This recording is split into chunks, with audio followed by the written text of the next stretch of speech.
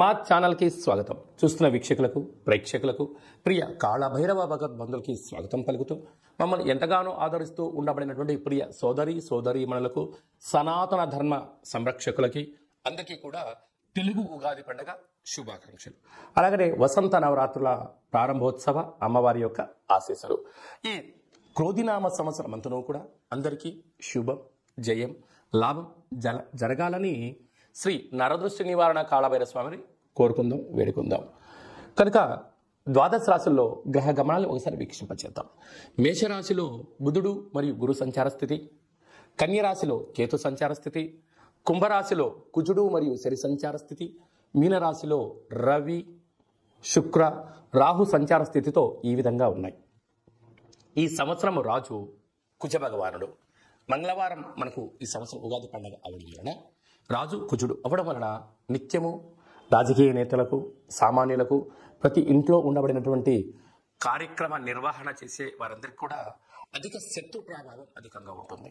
నిత్యము అంతర్గతమైనటువంటి భద్రతా లోపము, రక్షణ శాఖలో, న్యాయశాఖలో, అడ్వకేట్స్, పోలీసు, రక్షణ రంగాలలో వీరితో బాగా విపరీతమైన ఇబ్బందులు ఉండేటువంటి అవకాశాలు ఉన్నాయి. ఈ సంవత్సరము అధికమైనటువంటి వేడి, అధికమైన వర్షాలు, అన్ని అధికస్యం ఉండేటువంటి పరిస్థితి ఉంటుంది. భానుడు విపరీతమైనటువంటి ఉష్ణోగ్రతను వెదజల్లే పరిస్థితి ఉంటుంది. పర్యావరణము పరిరక్షణకు దూరం అయ్యే పరిస్థితి చాలా అధికంగా ఉంటుంది. అదియే కాకుండా మంత్రివర్యులు శని భగవానుడు.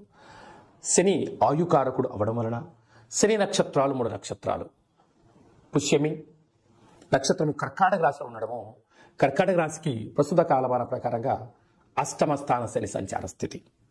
2వ నక్షత్రము అనురాధ నక్షత్రము. ఈ నక్షత్రము వృశ్చిక రాశిలో ఉండడము అర్ధాస్తమ శని సంచార స్థితి. 3వ నక్షత్రము ఉత్తరాభాద్ర నక్షత్రము మీనరాశిలో ఉంటుంది.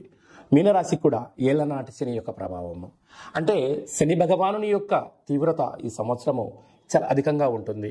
మంత్రివర్యులు అవ్వడం వలన రాజు ఆజ్ఞాపిస్తాడు, మంత్రి పరిపాలన అధ్యక్షత నిర్వహణ చూస్తాడు. కనుక ఈ సంవత్సరము అనేక రకాలమైనటువంటి వ్యాధులు, ఇబ్బందులు, చోర భయం, తస్కరణ భయం, నదీ ప్రయాణాలు, అగ్ని ప్రమాదాలు, అనేకమైనటువంటి స్వయం కృప అపరాధంతో జరిగే పరిస్థితి చాలా అధికంగా ఉంటుంది. కనుక ఇలాంటి కాల సమయంలో ఈ సంవత్సరం అంతనూ కూడా శని భగవానుని యొక్క ఆశీస్సులు, మంత్రి ఆశీస్సులు మనకు కలగాలి అన్నట్లయితే ప్రధానంగా ఒక వ్యక్తి తన ఎంత బరువు అయితే ఉంటాడో అంత బరువు కలిగినటువంటి ఉప్పును తులాభారంగా చేసుకొని, ఆ ఉప్పును శివలింగ ఆకారంగా ఏర్పాటు చేసుకొని, రుద్రుడి యొక్క నమ్మకాన్ని, శని యొక్క మూలమంత్రాన్ని సంపుటీకరణ చేసుకుంటూ జలంతో ఆ యొక్క శివలింగానికి, అంటే ఉప్పుతో చేసిన శివలింగానికి అభిషేకం చేసుకోవడం వల్ల నీటితోనే ఉప్పు మరణిస్తుంది, నీటితోనే తయారవుతుంది. కనుక సమస్యలు సమసిపోతాయని చెప్పి గమనించాలి. ఈ ఒక్క చిన్న రెమెడీ కార్యక్రమం చేసుకుందాం. శని భగవాన్ యొక్క ఆశీస్సులు పొందుదాం. శ్రీ క్రోధినామ సంవత్సరంలో అందరము ప్రశాంత, సుఖవంతమైన, ఆనందకరమైన, ఆరోగ్యకరమైనటువంటి జీవితాన్ని పొందుదాం. మిథున రాశి వారికి తెలుగు ఉగాది పండుగ నుంచి ఎలా ఉండబోతుందో ఈ వీడియోలో సవివరంగా సంపూర్ణంగా తెలుసుకుందాం. మిథున రాశిలో ఏ నక్షత్రాలు వస్తానగా మృగశిర నక్షత్రంలోని 3వ పాదం, 4వ పాదం, ఆరుద్ర నక్షత్రంలోని 4 పాదాలు, పునర్వసు నక్షత్రంలోని 1, 2, 3 పాదములు కలిపితే మిథున రాశి. చాలా మందికి పుట్టినటువంటి కాల సమయంలో డేటా ఆఫ్ బర్త్లో లేనటువంటి ఏకైక కారణం చేత పేరు యొక్క మొదటి అక్షరాన్ని అనుసరిస్తూ ఆ రాశిని తెలుసుకునే ప్రయత్నం చేద్దాం. కా, కి, కు, ఖం, అజ్ఞ, ఛ, కే, కో, హ అక్షరాల వారందరూ కూడా మిథున రాశి జాతకులే. మిథున రాశి యొక్క అధిపతి బుధుడు అవ్వడం వలన ఈ సంవత్సరంలో మంచి బుద్ధి, మంచి సత్ప్రవర్తన, స్వయం నిర్ణయం, స్వయం పరిపాలన, వృత్తులు, ఉద్యోగాలు, వ్యాపారాల్లో ఇలా అనుకున్నటువంటి అద్భుతమైన విజయం వీరి సొంతం కాబోతుంది. కాకపోతే అర్ధాస్తమ కేతు సంచార స్థితి, అలాగనే భాగ్యస్థానంలో కుజుడు మరియు శని సంచార స్థితి, రాజ్యస్థానంలో విశేషమైనటువంటి శుక్రుడు, రవి, రాహు సంచార స్థితి, లాభస్థానంలో గురువు, బుధ సంచార స్థితి ఉండడం వలన స్వయం నిర్ణయం, స్వయం పరిపాలన, స్వయం కష్టాజీతంతో మీరు అంచెలంచెలుగా గ్రామ, రాష్ట్ర, దేశ, ప్రపంచ స్థాయి వరకు మీ యొక్క పేరు మారుమోగే పరిస్థితి అవకాశం ఉంది. నూతన వ్యాపారవేత్తలకు, సంపూర్ణ నూతన రాజకీయ ప్రవేశం చేసేవారికి మంచి కాలము అని చెప్పి అనుకూలించాలి.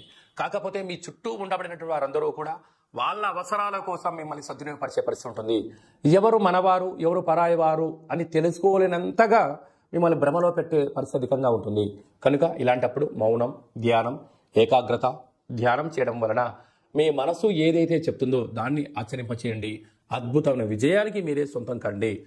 కనుక అర్ధాష్టమ కేతు కారణం వలన సంపూర్ణంగా ఈ సంవత్సరం అంతా కూడా విజయం సాధించగలగాలన్నట్టయితే మీరు నవధాన్యాలతో కలిగినటువంటి ఉప్పును తులాభారంగా చేసుకొని శివలింగాకారంగా ఏర్పాటు చేసుకొని అటు బుధుడి యొక్క మంత్రము ఇటు కేతు యొక్క మంత్రాన్ని రుద్రుడి యొక్క మంత్రంలో సంపుటీకరణ చేసుకుంటారో ఆ ఉప్పు ఎలా కరిగిపోతుందో మీ సమస్యలు కూడా తొలగిపోతాయని చెప్పి గమనించాలి.